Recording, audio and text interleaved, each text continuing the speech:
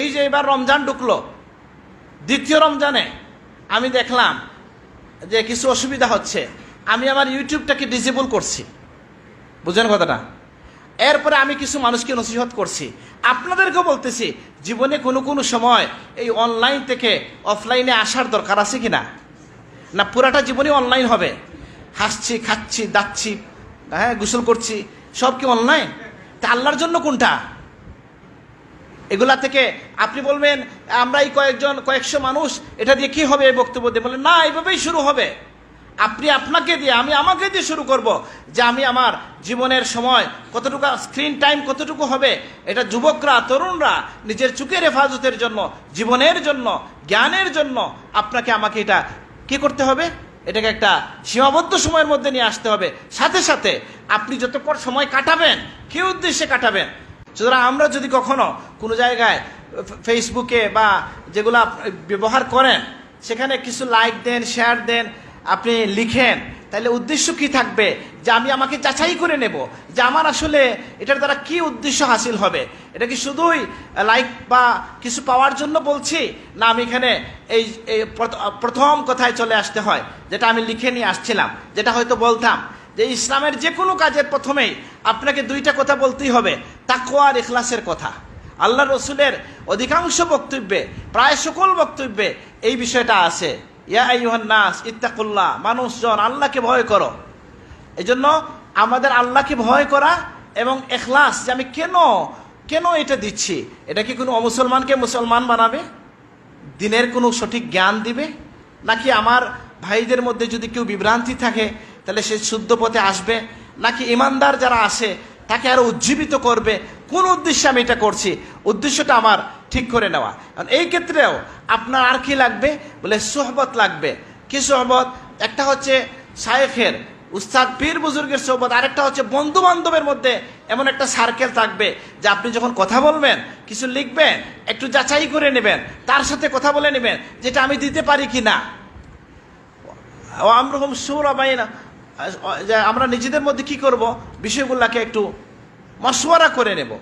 এই জন্য যখন যেটা মনে আসলো, ঘুম থেকে উঠেই একটা মনে হইলো বলে একটা ফুলের ছবি দেখছি, আমার বাসার সামনে একটা ফুল, এই দেখুন, এটা দিয়ে উদ্দেশ্য কি, পারলে আপনি লিখেন ফুলের মধ্যে আপনি আল্লাহর মাহাত্ম্য কি পেয়েছেন, এরকম একটা লাইন, একটা মেসেজ দিতে পারেন যদি, তাহলে এটার দ্বারা ইয়ে হয়। বলে আমি অমুক জায়গায় গিয়া খুব ভালো করে খেয়েছি, মানে খাবার ছবি দেওয়া, এগুলা কি ভদ্রতার মধ্যে পড়ে? আমি যদি বলি যে তুমি যে খাইলা আমাকে কেন খাওয়াইলা না, বলতে পারে কিনা কেউ? তুমি এটা দিয়ে কি বুঝাও যে ভালো ভালো খাই, টাকা আছে, কি বুঝাইতে চান? এগুলা থেকে তো আমরা কেউ মুক্ত না।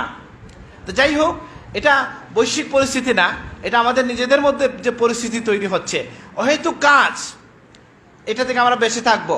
যে 4-5টা কথা মানলে একজন মানুষ পূর্ণ মুমিন হয়ে যায়, তার মধ্যে একটা হচ্ছে মিন হুসনে ইসলামিল মারএ তারকুহু মা লা ইয়ানিহি, একজন মানুষকে ভালো মুসলমান হওয়ার জন্য যথেষ্ট যে সে যেটা অর্থহীন সেটা সে করবে না। এই জন্য আমরা সবাই নিজেকে যাচাই করব যে আমি কার জন্য করছি, কি উদ্দেশ্যে কাজটা করছি, আল্লাহর জন্য হচ্ছে কিনা, মানুষের উপকার হবে কিনা, যে কোনো স্তরের মানুষ হোক। তো যাই হোক, আমরা শেষ করলাম। আর মানুষ কেন হেদায়েত হয়? আমরা যদি হেদায়েতে হাদি হতে চাই, দায়ী হতে চাই, তাহলে আমার মধ্যে যে বৈশিষ্ট্যগুলো লাগবে, আল্লাহ নবীর একটা বৈশিষ্ট্য ছিল, তিনি খুব দানশীল ছিলেন। এই দানশীলতার কারণে অনেক মানুষ ইসলামের প্রতি আকৃষ্ট হয়েছে। এটা জানেন কিনা আপনারা? আকৃষ্ট কতটুকু হয়েছে যে অনেক সাহাবীর নাম আমি করছি না, অনেকে বলবেন যে ওনাকে ছোট করা হয়েছে, কিন্তু বলা হচ্ছে, আমি নাম পাচ্ছি এখানে 2-1 সাহাবীর, যে রাসূলুল্লাহর দানের কারণে তারা আগ্রহী হয়েছেন। তো এখন আপনি এটা ছাড়াও আমি অন্যভাবে যদি বলি,